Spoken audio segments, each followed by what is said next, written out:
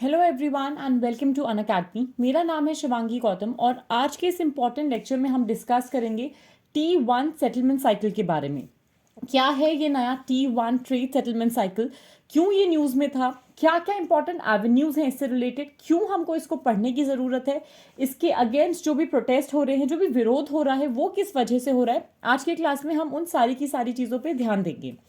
अगर हम बात करें T1 ट्रेड सेटलमेंट साइकिल की या trade plus one settlement cycle जिसको बोला जाता है, चाइना के बाद भारत दूसरा ऐसा देश बना है जहां पे इस पर्टिकुलर ट्रेड साइकिल को या फिर इस सेटलमेंट साइकिल को स्टार्ट किया जाएगा और एज अ पार्ट ऑफ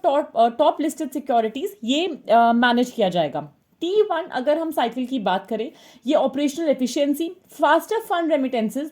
किस तरीके से हम डिलीवरी शेयर कर सकते हैं, मार्केट पार्टिसिपेंट्स जो है स्टॉक मार्केट में उनके लिए चीज़ें कितनी विधिवत और आसान हो सकती हैं, उससे रिलेटेड ये पूरा का पूरा प्रोसेस है।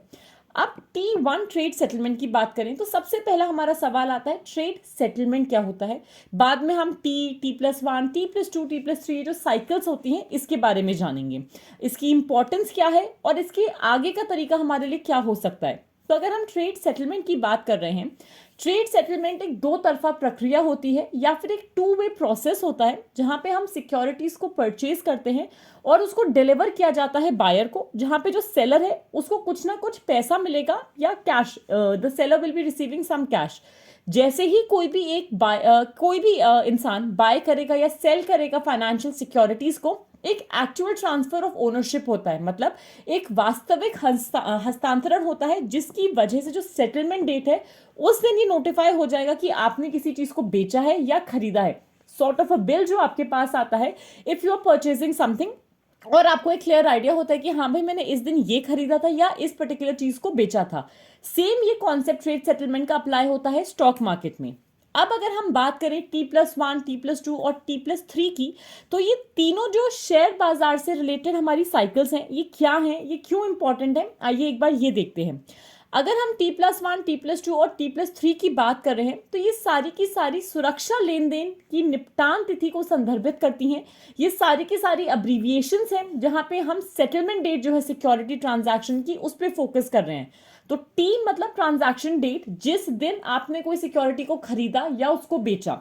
T+1 1 to 3 हो जाएगी कि डेट ऑफ जो सेटलमेंट है उसके आगे का पार्ट, कि how many days after the transaction जो डेट ऑफ सेटलमेंट है या जो ट्रांसफर ऑफ मनी है या सिक्योरिटी ओनरशिप है वो कितने दिन बाद होगा। कहने का मतलब, मैंने मान लो आज कोई ऑर्डर प्लेस करा, बट मेरे पास वो जो चीज है,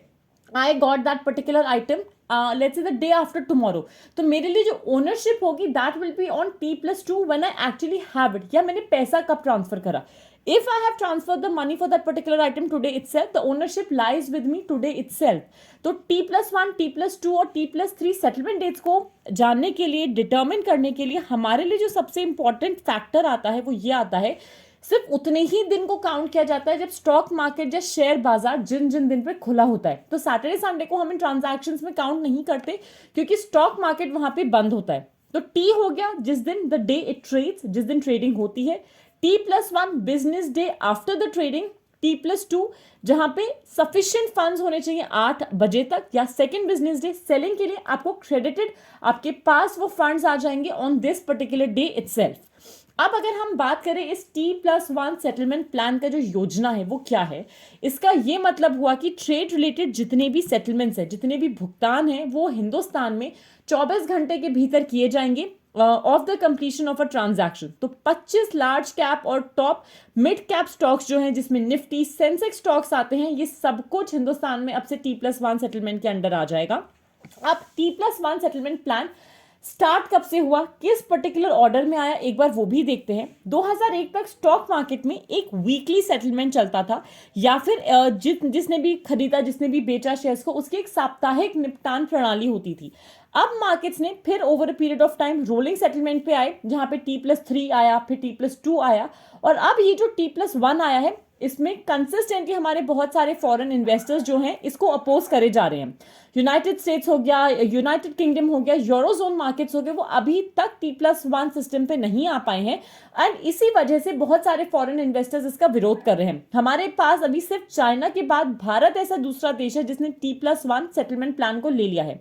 एक अगर मैं आम भाषा में बात करूं, सेटलमेंट प्लान का मतलब कि जिस भी दिन आपने स्टॉक्स की ट्रेडिंग करी, आपने स्टॉक्स बेचे या खरीदे, उसके अगले दिन, मान लो आज 31 जनवरी है, 1 फरवरी को सपोजिटली अगर बजट नहीं आ रहा होता तो 1 फरवरी को आपका सारा का सारा भुगतान फाइनलाइज हो जाएगा। ठीक है। T+1 सेटलमेंट प्लान की अगर हम बात करें किस तरीके से काम करेगा, टी मान लो मंडे है, जिस दिन आपने अपना ऑर्डर प्लेस करा, स्टॉक ब्रोकर डिडक्ट करेगा मनी आपके अकाउंट से, क्योंकि आपने कुछ ना कुछ स्टॉक्स को परचेज करा है। सेटलमेंट प्रोसेस में क्या होगा, स्टॉक ब्रोकर जो है, स्टॉक एक्सचेंज जो है, वो आपके ट्रांजैक्शन को फैसिलिटेट करेगा, और जो हमारा सेटलमेंट डेट है, T+1 हो गया ट्यूसडे, T+2 हो गया हमारा वेंसडे, डिपेंडिंग अपॉन आपने कौन सा स्टॉक एक्सचेंज करा है, ओनरशिप या जो शेयर है आपका, ओनरशिप ऑफ दैट शेयर, वो सेलर से आपके पास आ जाएगी, और फिर सेलर को आपका पैसा मिल जाएगा जब उन शेयर्स की ओनरशिप आपके पास आ जाती है। अब अगर हम बात करें क्या फायदा है T+1 का, बिल्कुल जी, T+1 के लाभ है,